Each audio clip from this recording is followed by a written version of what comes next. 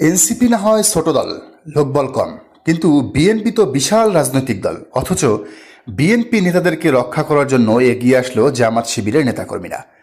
যুক্তরাষ্ট্র আওয়ামী লীগের লোকেরা যখন মির্জা ফখরুল ইসলাম আলমগীরকে আটকালো, তখন আশপাশে কোনো বিএনপি নাই, রাকিব নাসিরের ছাত্রদল নাই, রবিউল ইসলাম নয়নের যুবলীগও নাই, কিন্তু ঠিকই জামাত শিবিরের যুক্তরাষ্ট্র শাখার নেতাকর্মীরা বিএনপির পাশে দাঁড়ালো একেবারে ভ্যানগার্ডের মতো। শুধু তাই নয়, এনসিপির সদস্য সচিব আক্তার হোসেন এবং তাসনিম জারাকেও তারা গার্ড দিয়ে দারুণভাবে স্কোর দিয়েছে।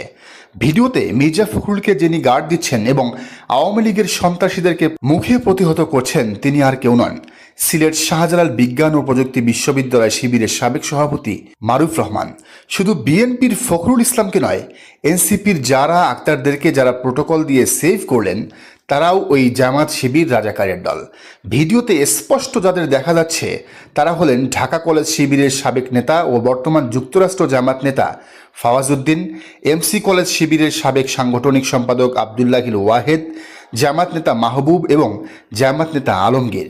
কিন্তু এই এনসিপির বাচ্চাদের ন্যূনতম কৃতজ্ঞতাও নাই। এদের ভাষাটা দেখেন। এনসিপি নেত্রী সামান্তা শারমিন লিখেছেন, বিএনপি জামাতের কাউকেই রাজাকার ডাকেনি, আওয়ামী লীগ আক্রমণও করেনি। এটা পরিষ্কার যে আওয়ামী লীগ কাকে শত্রু মনে করে আর কাকে করে না, মানে জামাতকে এরা শত্রু নাকি মনে করে না। সেই সাথে আমাদের এনসিপির ইউএস ডায়াসপোরার কমিটিকে এয়ারপোর্ট থেকে চলে যেতে বলেছে ইউএস এম্বাসি।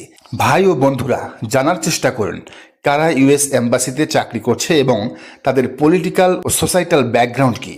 ডক্টর ইউনূস নিজের স্বার্থে পার্টিগুলোকে ব্যবহার মারফত ম্যান্ডেট কামাই করে যাচ্ছে, কিন্তু বৈষম্য বিরোধী ছাত্র আন্দোলন, জাতীয় নাগরিক কমিটি, পরবর্তীতে এনসিপির রাজনৈতিক শক্তিকে নিজের পক্ষে শো অফ করে শক্তিশালী হয়েছেন 16 আনা। কিন্তু নিজের সফর সঙ্গীদের তার চেয়ে বড় কথা, জুলাই অভ্যুত্থানের নেতা আক্তার হোসেনের নিরাপত্তা নিশ্চিত করা ন্যূনতম আদব না দেখিয়ে তিনি তার দুর্বিসন্ধি প্রকাশ করে দিয়েছেন।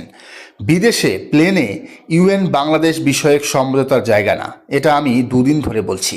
এদিকে তাসনিম যারা তো ফুল ক্রেডিট নিজেদের দলরে দিয়ে দিল। সে লিখেছে, আর যুক্তরাষ্ট্রে পৌঁছানোর পর আমাদের দলের সদস্য সচিব আক্তার হোসেনের উপর হামলা হয়েছে, তাকে লক্ষ্য করে ডিম ছোড়া হয়েছে, গালিগালাজ করা হয়েছে। এটি ব্যক্তি আক্তার হোসেনের উপর আক্রমণ নয়, তার রাজনৈতিক পরিচয়ের কারণে, মানে নাগরিক পার্টির সদস্য সচিব হওয়ার কারণে হয়েছে। কারণ তিনি প্রতিনিধিত্ব করেন সেই দলকে, মানে এনসিপিকে, যে দল ফেসিবাদের কাঠামো ভেঙে দিতে প্রতিনিয়ত কাজ করছে। এই হামলা স্পষ্ট করে দেখিয়ে দিল যে পরাজিত শক্তির ভয় ও হতাশা কতটা গভীর।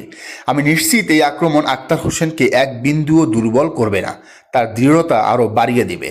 আর বিএনপির কথা কি আর বলবো, এরা তো স্বীকারই করতেছে না জামাত শিবির তাদের বাঁচাইতে গেছে, উল্টো তাদের উপর ব্লেম দিচ্ছে।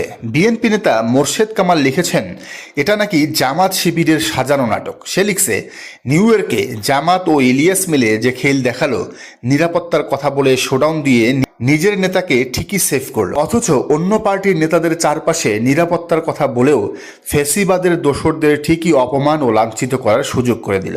লাঞ্ছিত করার পর সেই ভিডিও সাথে সাথে বট বাহিনী কর্তৃক সামাজিক যোগাযোগ মাধ্যমে প্রচার করে দিল।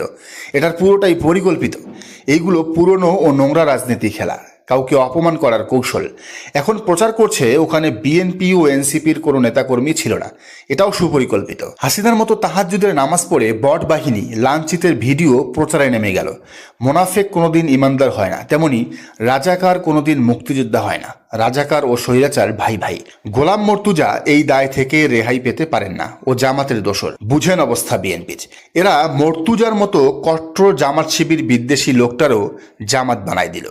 অবশ্য বিএনপির মতো এনসিপিও একই কাজ করবে। দেশে ফিরেই জামাত শিবিরদের কীভাবে রাজাকার বানানো যায় সেই প্ল্যান করবে হয়তো মাহফুজ কাদেররা। কিন্তু জামাত শিবির তার কাজটা করেই যাবে। তারা গোপালগঞ্জে যেমন হাসনাত শারজিদের পাশে থেকেছে, নিউ ইয়র্কে বিএনপির বিপদে ঢাল হয়ে দাঁড়িয়েছে, তেমনি অন্য যে কেউ বিপদে পড়লে একই কাজ করবে। কারণ তাদের কাজই তো এটাই।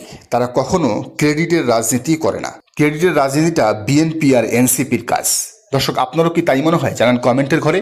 আর এই চ্যানেলে নতুন হলে অবশ্যই সাবস্ক্রাইব করে বেল আইকনটি বাজিয়ে রাখুন।